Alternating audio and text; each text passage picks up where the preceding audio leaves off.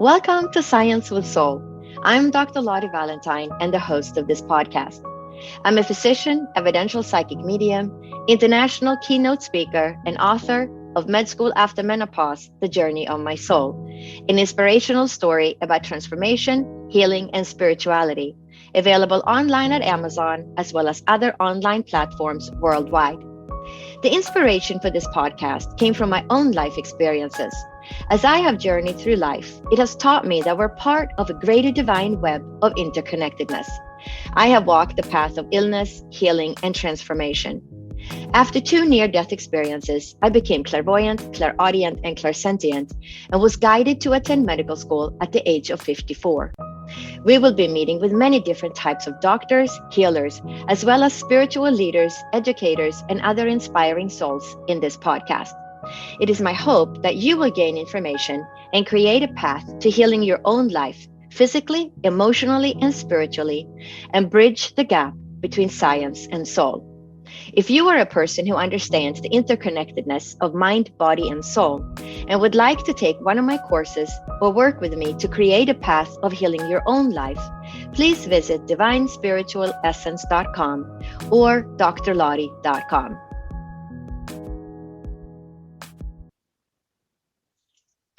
Welcome to Science with Soul. I'm Dr. Lottie and the host of this podcast. Today, I am really excited to introduce Stephanie McCarter, who is a medical doctor, to discuss the impacts of EMF on our health.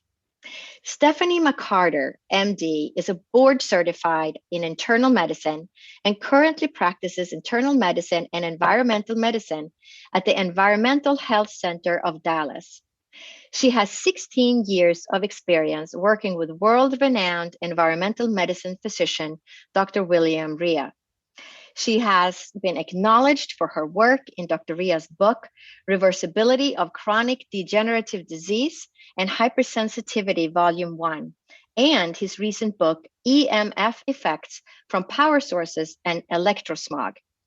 She has extensive experience with electromagnetic sensitivity and has given multiple lectures and interviews on the subject, most recently at the virtual International EMF Conference in January 2021. She's a member of the American College of Physicians, the Alpha Omega Alpha Honor Medical Society, the American Academy of Environmental Medicine, the International Society for Environmentally Acquired Illness, and on the board of the National Association of Environmental Medicine.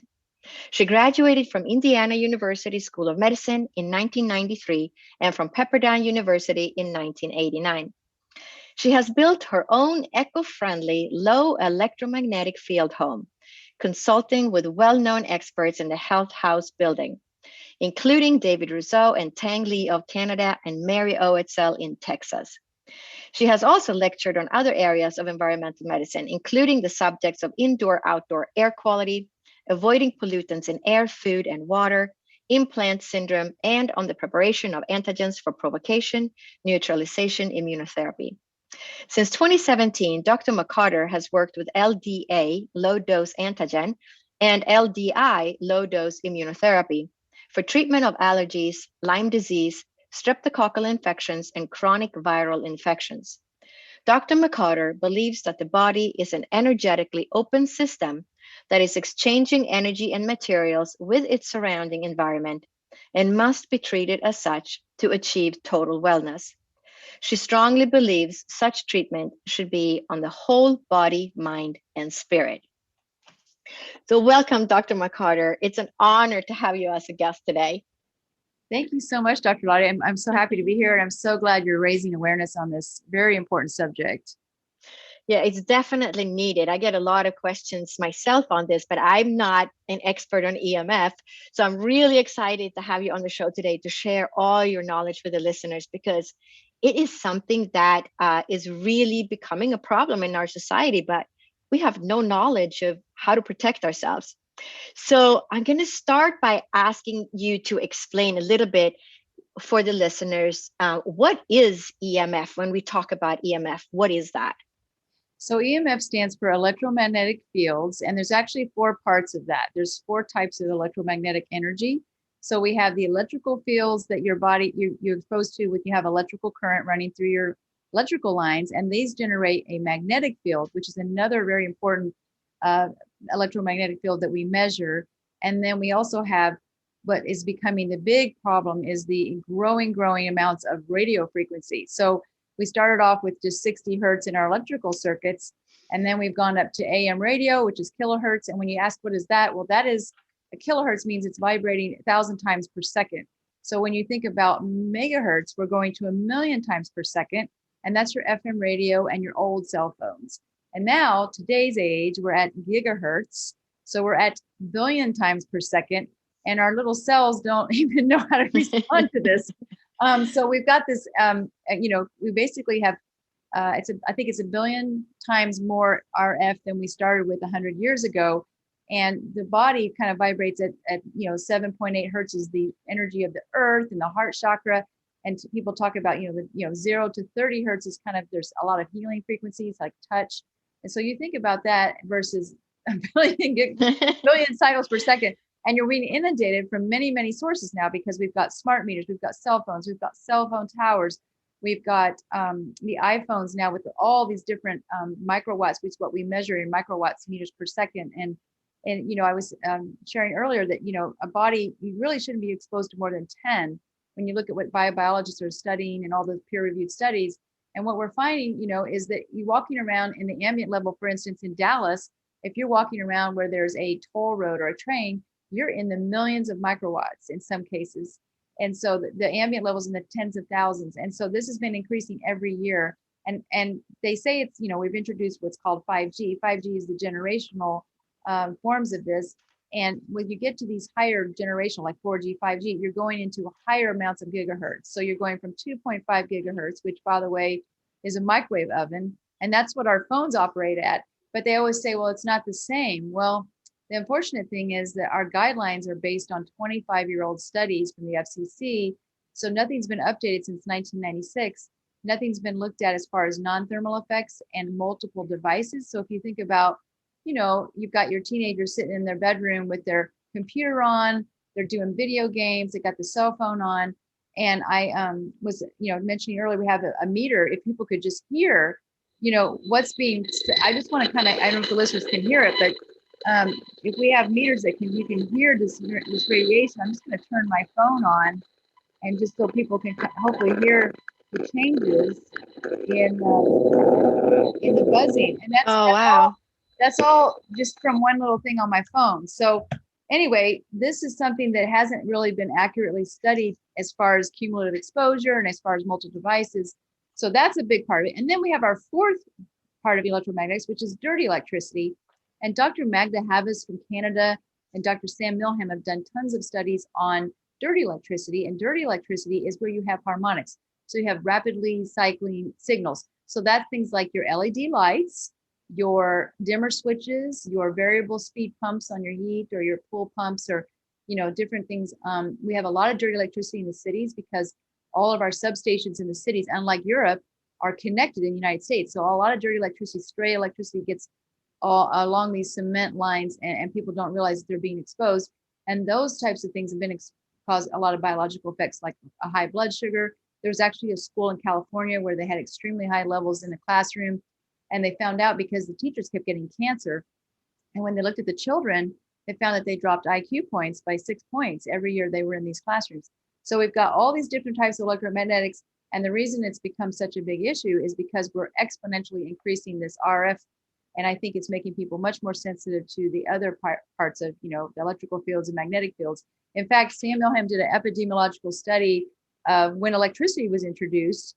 And it's really interesting. It's a linear curve of people in the city versus the rural areas, because the city areas got the electricity first, and their incidence of cardiovascular disease and different problems with neurological conditions like autism and attention deficit, all of that increased faster in those city dwellers, and then eventually the rural area where they finally got electricity.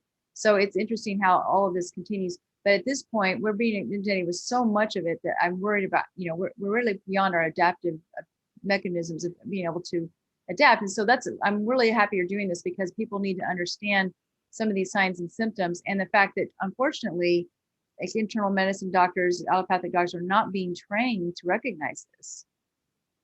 Yeah, I mean, even as naturopathic physicians, I just graduated a few years ago, and we did study environmental medicine, but we don't know enough about the EMF that they really, they say, watch out for the EMF kind of thing, but we don't really know enough yet to include it in medical school training. So here we have a whole population that is exposed and not knowing how to protect themselves.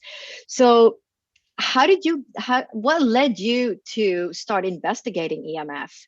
So when I started working with Dr. Ray back 20 years ago, he was way ahead of his time, and he actually did a double-blind study on radar workers in 1991, in which he started noticing these guys who were exposed to these really high fields, working with these towers, these radar towers. They were having a lot of brain symptoms. They were having a lot of tinnitus, ringing in the ears, and all these different fatigue, different things they were having. So he actually developed a testing room. He built a Faraday cage room, and he tested these patients in a controlled environment. Like his clinic is very controlled, low pesticides, low petrochemicals, super filtrated air, and all porcelain walls, nothing much to react to. So he made this Faraday room inside the clinic, and he started testing them double blindly to different frequencies, like 5 hertz, 60 hertz, which is, your electrical hertz in your outlets. And he started finding that the patients, that these radar workers, were sensitive. And so he was, always researching. He wrote these incredible books, and he knew that the chemical sensitivities increase the susceptibility of the cell to react. And, we're electrical beings, and that cell membrane is electrical. So he started realizing that there were more things that could cause that, basically like an ionizing effect of that cell membrane that would make it more reactive. And the other thing he discovered is he studied Heine and Pissinger, who were these physiologists that figured out your skin is made of all this matrix, this ground regulation matrix, extracellular matrix, and it's a communication network of the electrical nervous system. And so what he found is that if people are constantly being exposed to different environmental things, such as electromagnetics and chemicals, if they don't repolarize and gain back that stability of that matrix, it becomes very inflamed and gel-like. And that's where we start seeing more and more reactivity. And so he was already looking at this and, noticing that people who had pesticide exposure, people who had heavy metals, were having these same, symptoms that these other people had.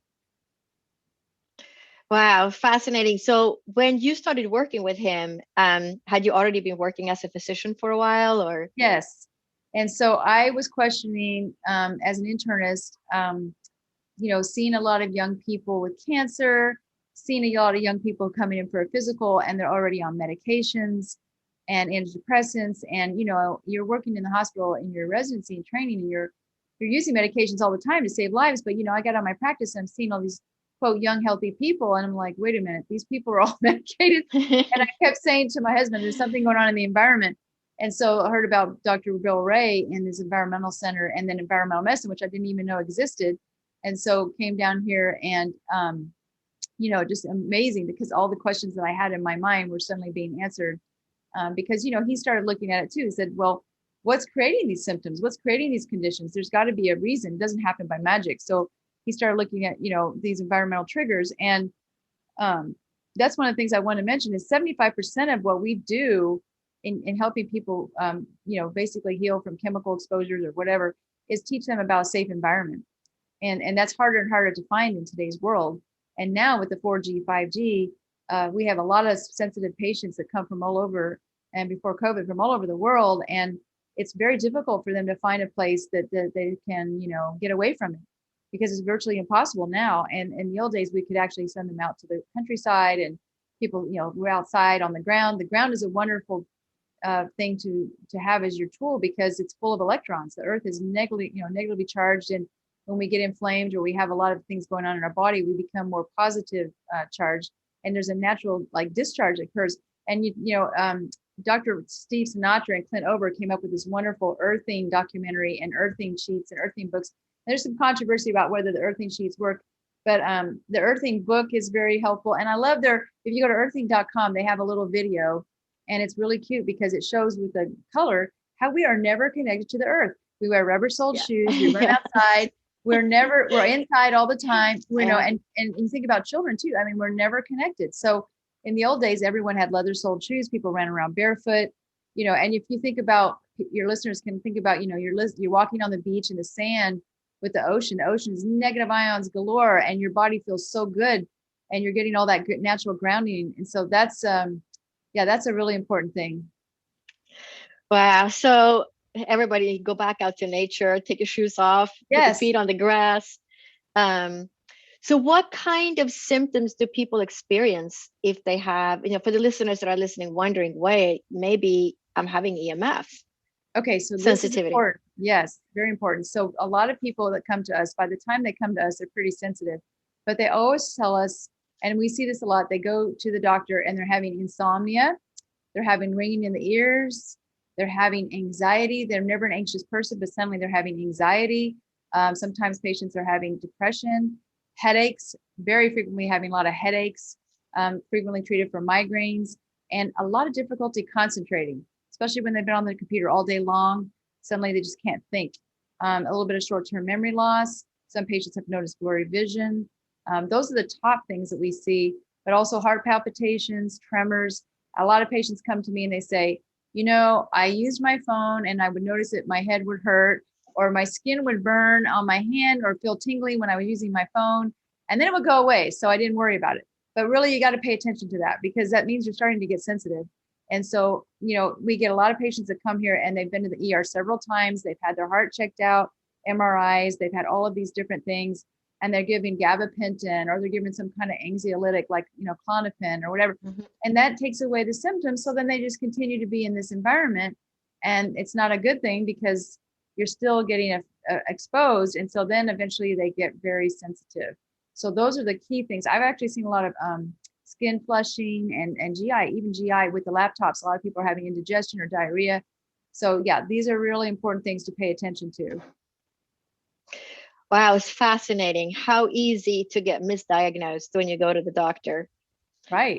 Right. Oh, you just have IBS, or right. it's just a migraine, or your hormones are off, or there's so many other reasons that the physician will think about before thinking of EMF. Because again, we're not trained in medical school to think of EMF. So you go to the doctor and he's not going to know much about EMF unless you work with somebody like you who's trained in it. Correct. It's almost like working, if you have cancer, are you going to go to a family practitioner, or are you going to see an oncologist? So it's the same thing, that you need to see somebody like you who's trained in EMF to actually get the correct treatment for it. Right. And then we have to educate our doctors. I mean, that's one of the reasons we had our EMF conference, is we're trying to educate more and more doctors, because so many people are being misdiagnosed. And like I said, they come here and then super sensitive because they don't realize that this is what was actually causing it. But there are predisposed conditions that lead to more EMF sensitivity. So, I'll talk about that. I mean, a lot of patients, they've had the three, I call it the trifecta. They've had mold exposure. So mold exposure, mycotoxins from molds can really make your cells unstable, your system unstable. It affects the cardiovascular system, the nervous system. And what happens with EMF is it creates an extra oxidative stress. So then that a person's immune system, their nervous system is not functioning well, and then that comes on top of that, they start to notice, oh my gosh, all of a sudden I feel like I'm reacting to my phone or my router. And then same thing with chemicals. People who get too many chemicals exposure, a lot of solvents, or they've had a huge exposure to some kind of chemical, pesticides. And then, people are very different in their genetic susceptibility.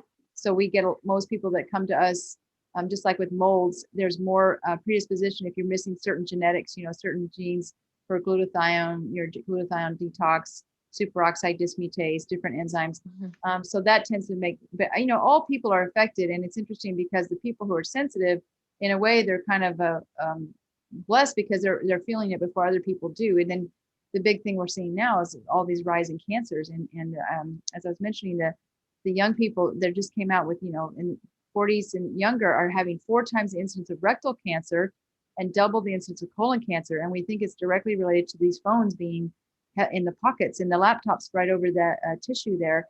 And so if you look on your phone, you actually will see under legal, if you go to settings and under legal, it tells you not to put it on your body. And so in your contract, it says, do not wear these phones on your body. So people need to understand that. And, the studies are coming out about all these rises in infertility, So it's very important to take this seriously. I was going to mention too, like at tattoos and implants, those create a lot of metals in the body, and people become more sensitive as well when they've had a lot of heavy metal exposure and mercury fillings. And then when we help detox the metals, we definitely decrease that sensitivity. But my biggest concern is that since 3G, we're into such high frequencies that really Dr. Martin Pall did so much work in showing how the calcium channels in your cells are affected like 7.6 million times more than the other parts of the cell. And right now, the FCC, none of these people are taking this into consideration. But when you have calcium flood into a cell, it disrupts everything because you set off these different enzymes that create a lot of free radicals and then oxidative stress. So your diabetes, your heart disease, your neurological, all that's going to escalate if you're in a high EMF environment. Wow. So people who are listening now, how can they figure out, how can they measure their exposure to EMF? Are there instruments and things that you can purchase to measure that? Yes. So there are, more cheaper versions of meters, and then there's some really good meters that I recommend. There is a website called EMF Analysis, emfanalysis.com, and it's an engineer. His name is Jeremy Johnson, and he has wonderful videos on that website to show you exactly how to use these meters. He has the top of line meters, and he says, here's the other, if you're less, don't want to spend as much money, here's another meter you can get. The one I just played a minute ago was called Safe and Sound Pro, and it's from a group called Safer Living Technologies, but they have it where it lights up, you have the sound, and on their website, they actually have sounds that you can listen to figure out what you're hearing on your meter. Is it a cell tower? Is it a phone? Is it a baby monitor? What is this? Is this a satellite? And then there's the tri-field meters, which measure your magnetic fields.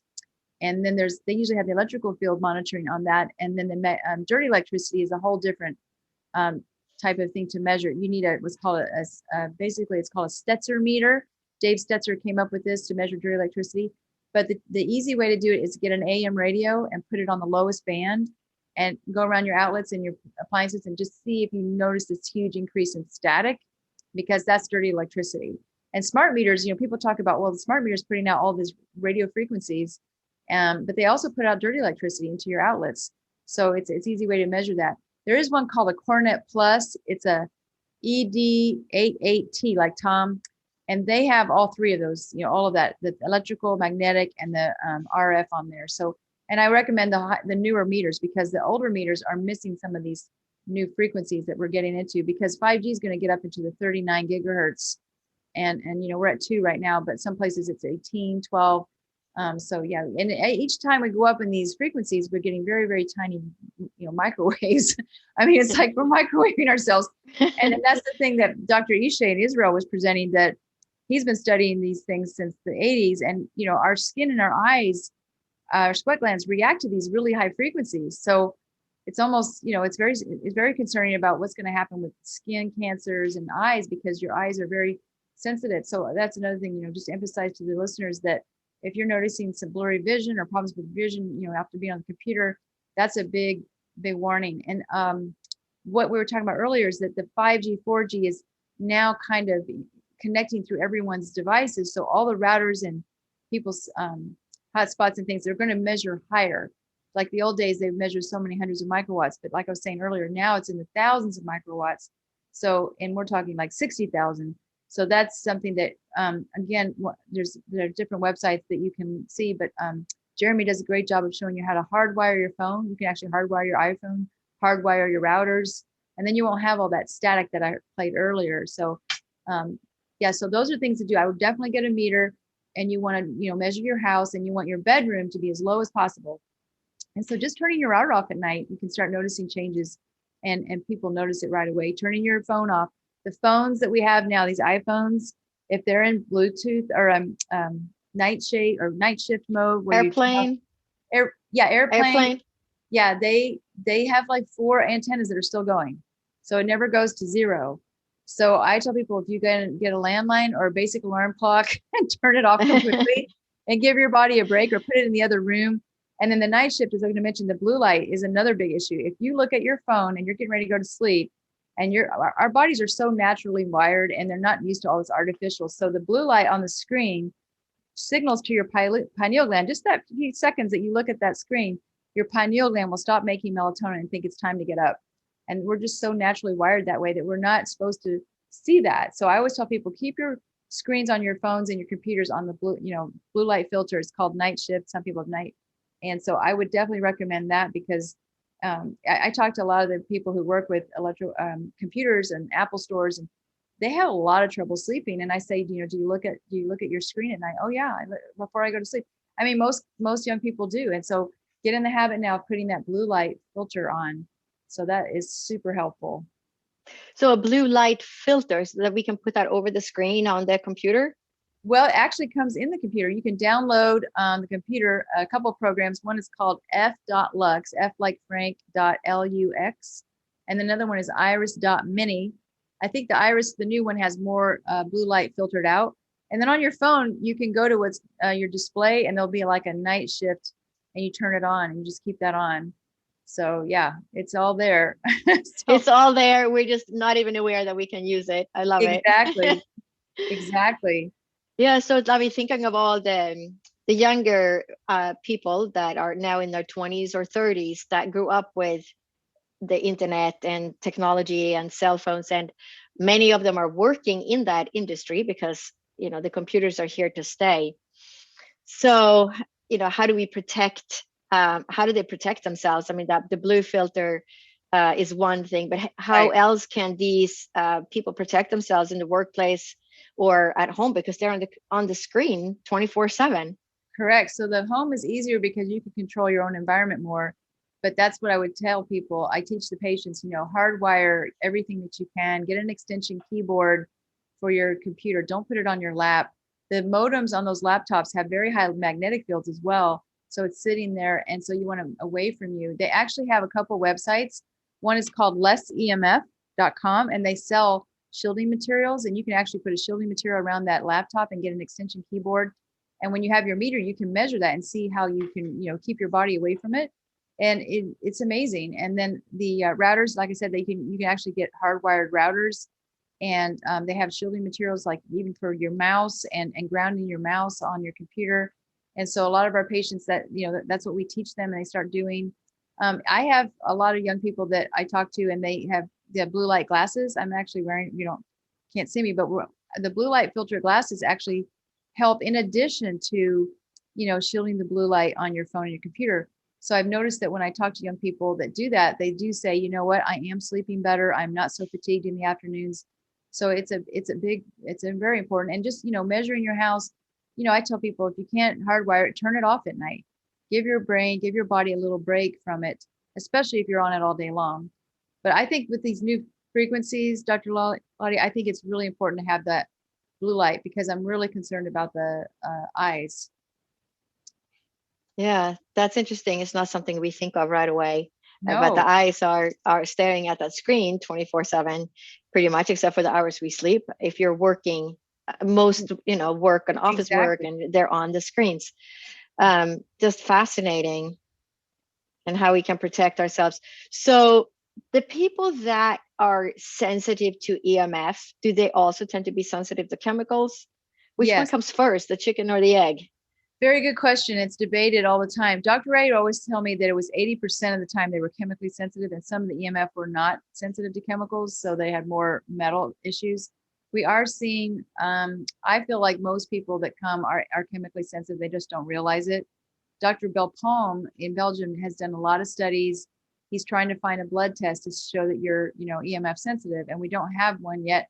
But he has done several things, and like histamine levels are high, myelin antibodies are high, there's low melatonin in the urine. He's found there's different changes in the blood flow in the thalamus of the brain, MMP9, which is a matrix enzyme, that's elevated. And it's interesting because they are the same in the chemically sensitive people too. So we don't have a specific marker, but they're all having the similar findings. So I think it's a very good question. I think probably what I've noticed is I'll do a solvent profile or I'll do heavy metal tests and the EMF sensitive patients, and they always have elevation of different toxins and metals. So I think that starts it, and then we do have a few people, especially some in the military and people like you were talking about, like people who fly because they're in this high environment of EMFs, or they're working on towers. and they tend to be very sensitive just from the exposure of the physical EMF. Wow. I remember at the EMF conference, I don't know if it was you who spoke about it or somebody else, but they said that in California, they have now made it a law to not put cell towers by the fire stations because a cell tower was built next to a fire station and the firemen all got sick. Correct. Yeah, they couldn't find their way. They're all local firemen. They started losing the sense of direction, headaches, insomnia. Correct. Yes, it's Yeah. and that's what people are wired. People, I want to tell the listeners, if you're wired but tired all the time, start noticing if you're not dreaming, if you're not sleeping, in the second part of the night. Those are the things that I've noticed when you start changing the EMF in the house, it starts getting better immediately.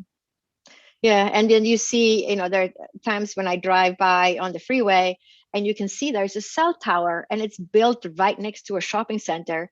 Yes. And after that conference in January, it just made me so aware and thinking of all the people that are working in locations like that. And Right. They're all getting sick, but they're not even aware that it's coming from the cell tower because, it's just behind the building or whatever. And what's unfortunate is schools and hospitals are extremely high because they use a lot of wireless technology in the hospital and it's everywhere. And then the schools as well, and you've got the fluorescent lights and you've got 30 laptops in a cell, in a classroom, and you've got extremely high power density when you have all that amount of signal in one room. And so then you think about if it's got a room above them, below them, and you think about, they're using Roundup on the playground and you're using all these strong cleansers now because of COVID, all these phenols and strong, chemicals. So we've got our work cut out for us in helping people. Yeah, I mean, it is scary because I remember, so my kids are in our late 20s or early 30s now, but it started when my oldest son was 9. We lived in New York at the time, and he was so excited because they were going to have computer time in school. And so that whole generation grew up with, they played games on the computer, they had computer time, and it was so exciting.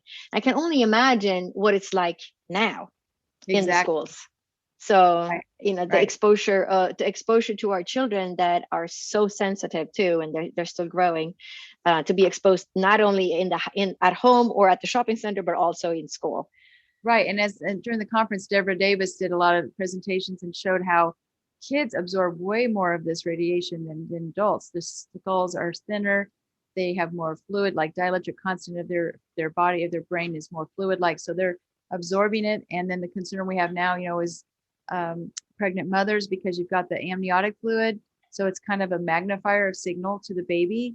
And there's actually a group that has a website called Baby Safe Project. So that has a lot of good guidelines for the listeners, because that's the thing, that mothers should not be putting phones or any kind of laptop near their pregnant, if they're pregnant, just not good, because it's definitely affecting the young people more. And it's worrisome, because you and I didn't grow up with it, but like you said, they're growing up with it. So that cumulative exposure as well, and their stem cells are still developing, their nervous system's still developing. So it's very important to start protecting the young people. In Cyprus, I don't know if you heard that during the conference, they're taking the wireless out of the neonatal units and the hospitals and hardwiring the hospital children wards. So they're way ahead of us. Oh, wow. That's amazing. Really. Yeah. That it's some hospitals are already taking action. That's heartwarming to know that there are people out there that are on it and that are realizing the effects of these exposures. So people who are listening and they think, I probably have EMF exposure. I've been working, in an office and for years and years, and I recognize some of the symptoms that you talked about. How can they start to heal the body? What do you do to heal from an EMF exposure? What are the detox, or what do you do? So like I said, most people that are starting to get, our 21st century environment is very difficult to stay well in. And I'm a big fan of Dale Brederson. He is the guy he's a physician in UCLA that actually treats Alzheimer's and talks about, the environment today is so full of pollution. So we have to keep detoxing to stay healthy. And we tell our patients, we don't believe that you're getting old. You should stay youthful. And so sauna, eating a healthy diet, drinking glass bottled water. We see a lot of plastics in people when we do these solvent profiles. And I don't care what kind of plastic they say they're drinking out of it. It doesn't matter. It seems to always be high. And so switching to glass bottled water, Nutrients are super important. We have different nutrients like vitamin C, magnesium are super important because they set up that electrical potential in your cells. We're electrical, so it's keeping that voltage in a good negative field is very healing. And so vitamin C, magnesium are important for that. Glutathione that helps detox your metals and your molds.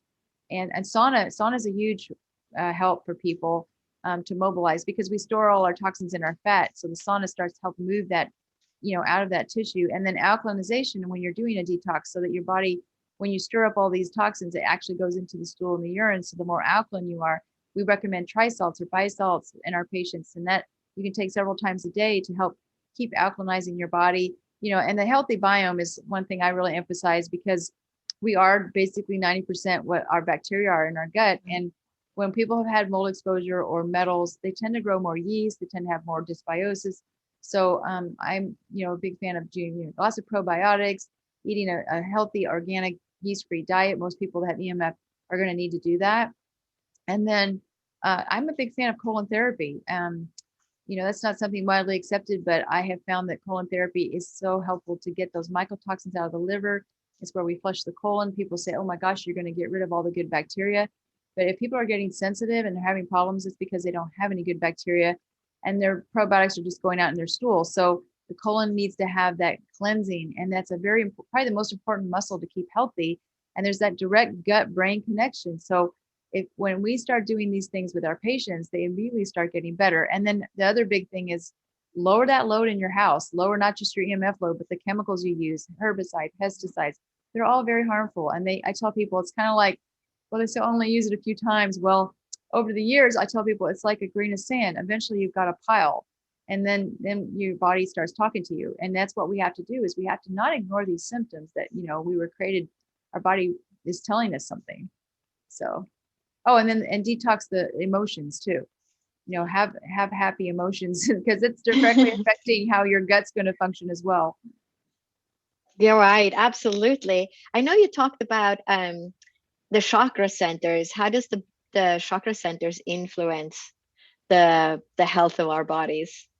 So that's not a traditional medical thing, but I have learned over the years in watching patients who really focus on that, they do get better so much faster. So a lot of people, there's different chakras that people aren't familiar, and the ground root chakra is at the base of your body in your pelvis, and then you've got the one at your head. And the problem with people that have EMF sensitivity is they're all stuck up in their energy's all stuck up in their head in the upper part of their body and not getting grounded. So the energy should flow, all the way to the root chakras. And if those chakras are, full of energy and vibrant, you are healthy. And then the one right above is the abdomen, the solar plexus. And that one, a lot of times when people talk about, the chakra, they say, oh, it's very murky, it's not healthy. And that's one of the first things we see. So getting that energy flow, our bodies do run on a circuitry in every 24 hours. And I do believe that. I mean, Chinese pulse points have been around 2000 years. And we know that energy flow, it's just like, there's EKG that's positive or EEG. So that energy flow is super crucial. And what's interesting is that most people that get unhealthy, they've got that solar plexus is not healthy. That gut is not healthy. So once again, that's not going to flow, and then the limbic brain is another big thing. The limbic brain, when the patients who are EMF sensitive work on traumas, subconscious traumas, there's a whole tie into that as well. So I'm a fan of Bruce Lipton and Joe Dispenza and talking about the fact that, your cells, you can take the DNA out of your cells and the receptors are going to respond to nutrients and toxins. But he also figured out that it was frequencies, like thought frequencies. And we're learning more and more that, your childhood and how you're kind of wired during childhood is super important in your physiology.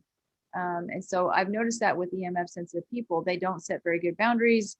They tend to be in a fight or flight kind of state more a lot of times and not able to relax. So that's another reason why I think saunas are helpful, just going back to that, because saunas help balance that autonomic nervous system so you're not so reactive and brings up that parasympathetic, that rest and digest. But, we've learned that if a person has a stressor, and a lot of times people will get worse right after a stressful event, and that's because their limbic system has suddenly gone into this fight or flight system, and that affects your gut. I mean, one of the things that Dr. Ray wrote about in his books is that 1 little millimeter of gut tissue is innervated by 3 meters of nerves. So your brain has a tremendous influence on your gut and your detox. So if you're in constant fight or flight, it's very difficult to rest and digest. So it's super Yeah, important.